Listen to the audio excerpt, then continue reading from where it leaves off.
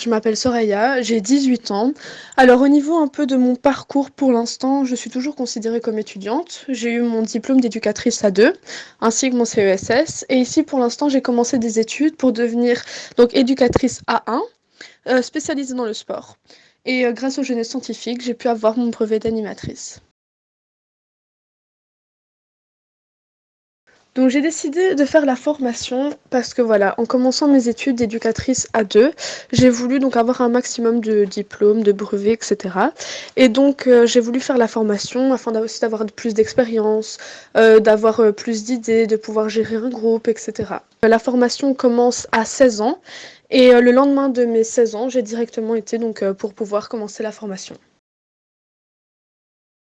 Pendant plusieurs jours, en fait, à chaque fois, ce qu'on fait, c'est qu'ils nous font des activités. Par exemple, des activités de présentation, par exemple, des activités de veillée, ou par exemple, voilà, des activités extérieures, etc., etc.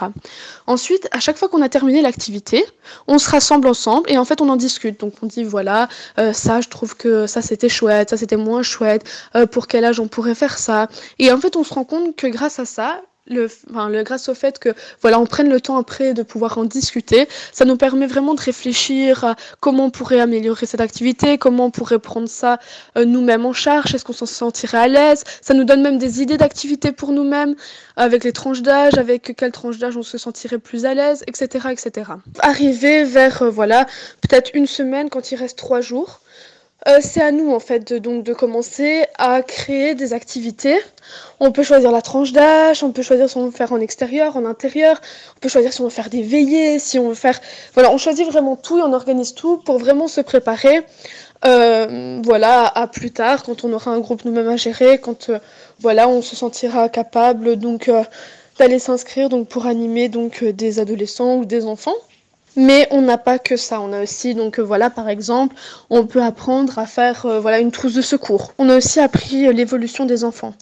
Donc voilà, quand ils ont 2 ans, qu'est-ce qu'ils apprennent? Quand ils ont 4 ans, quand ils ont 6 ans, leur évolution, quelle activité on pourrait faire par rapport à eux, qu'est-ce qui est adapté, qu'est-ce qu'ils connaissent déjà, qu'est-ce qu'ils sont en train d'apprendre. Et on voyait à chaque fois des situations.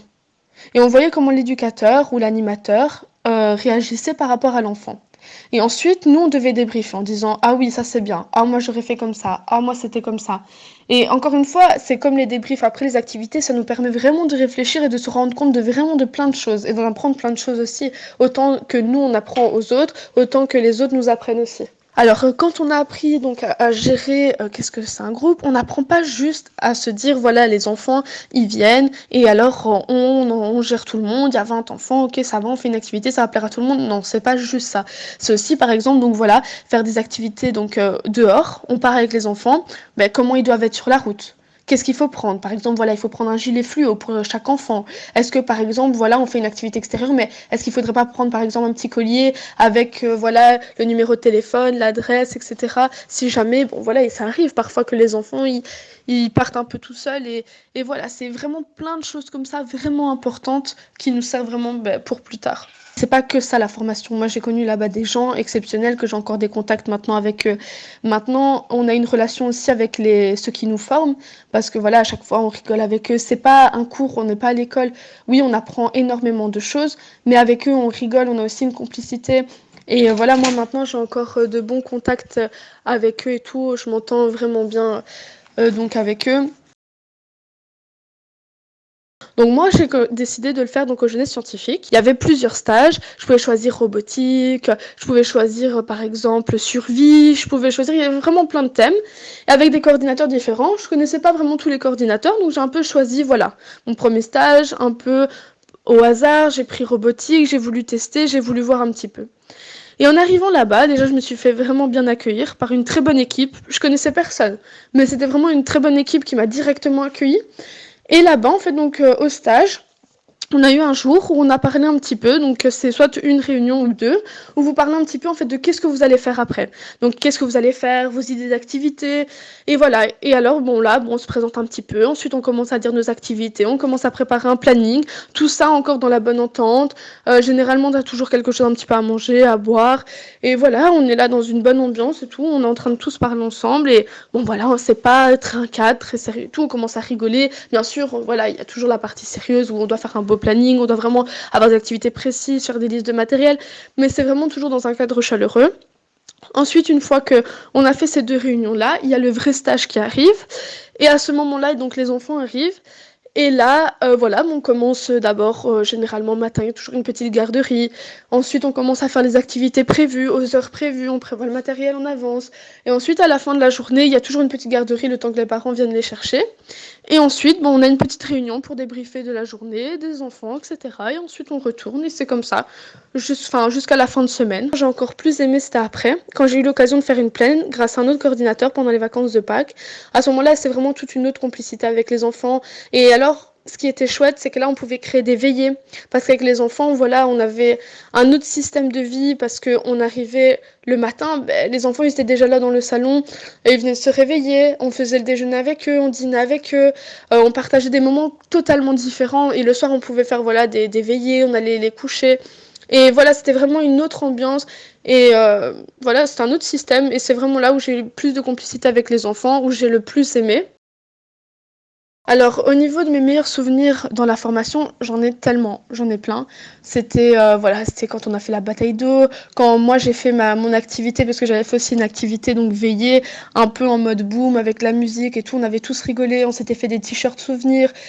Voilà, c'est tous des moments comme ça, c'est tous des moments qui resteront gravés à jamais parce que c'est là où j'ai rencontré des personnes incroyables, c'est là où on a eu nos fous rires, où j'ai eu aussi la complicité avec les coordinateurs, où on rigolait, aussi avec ceux qui font à manger. Enfin voilà, c'est tous des souvenirs comme ça que voilà, je pourrais pas dire que j'ai un souvenir, j'en ai tellement là-bas que voilà, c'était tous des moments inoubliables. L'avantage à faire cette formation, c'est que voilà, comme je vous ai dit, à la fin, vous avez donc un brevet. Grâce à ça, ça nous a aussi ouvert des portes donc au niveau des connaissances parce que moi ou alors les autres personnes qui étaient là, on a pu donc connaître d'autres personnes, on a pu donc voilà élargir aussi nos connaissances en allant faire donc les formations parce que voilà, c'était des thèmes différents. Moi par exemple, quand j'ai fait la robotique, je connaissais pas beaucoup au niveau de la robotique et grâce à ça, on m'a appris donc voilà comment programmer et même nous quand voilà, on fait des activités et qu'après on montre aux autres ou que les autres nous montrent des activités, ça nous permet vraiment donc voilà d'élargir nos connaissances autant au niveau des activités, autant au niveau de comment gérer une situation, vraiment énormément de choses. Ce que je pourrais dire maintenant pour toutes les personnes voilà, qui hésitent, franchement, allez-y, n'hésitez même pas, parce que moi, je me suis dit, bon, voilà, j'ai testé, on verra bien ce que c'est. Je connaissais pas les jeunesses scientifiques, et honnêtement, je regrette pas. Je regrette vraiment pas, parce que c'était vraiment une chouette expérience. Comme je vous ai déjà dit, j'ai fait vraiment des belles connaissances, j'ai appris énormément de choses, j'ai vu beaucoup de choses.